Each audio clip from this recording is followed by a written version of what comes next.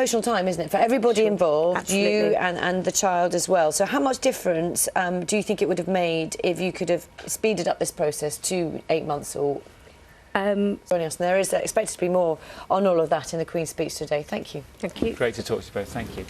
Let's meet up with Carol and have a look at this morning's weather. Good morning. Oh, Carol, the Good morning, raindrops. Dan. The raindrops. See you in half an hour or so. Thanks. Out and about this weekend, so I shall take a coat with me on Carol's advice.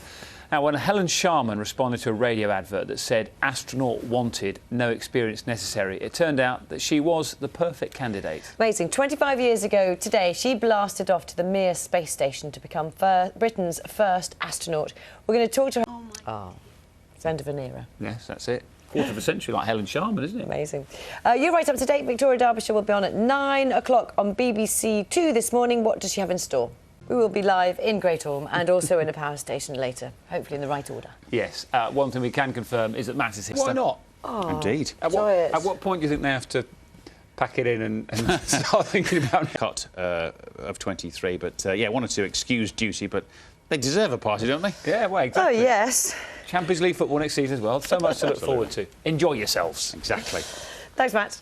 Steph is back out on the road looking at what impact EU membership has on our lives. Today, she's at a power plant in Devon as part of our referendum road trip to talk about our energy bills and what staying or leaving might mean for energy costs and supply in the future. We've seen her in her funky kit throughout the morning. There she is again. But we're sorry if you're timing your day by Carol's weather. We're a little bit late, Carol. Apologies, but we've got you nonetheless. So what's happening in the weather today? Thank you so much. It's been absolutely gorgeous. Thank you. Now, when James Young lost an arm and part of a leg in a devastating accident on his morning commute, he thought his love of playing video games was over. But after spotting an advert for an amputee with a passion for gaming, he began to work with prosthetics designers to create a limb that appears to be really straight out of science fiction. James is in the studio with us this morning. We'll have a chat. Well, he's here. I love that quote.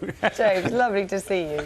Yeah, lovely to be here, thank you. Oh, so take us back to a bit. You loved video games, didn't you, before you had this accident? And you applied to an advert, and it sort of changed your life, I suppose.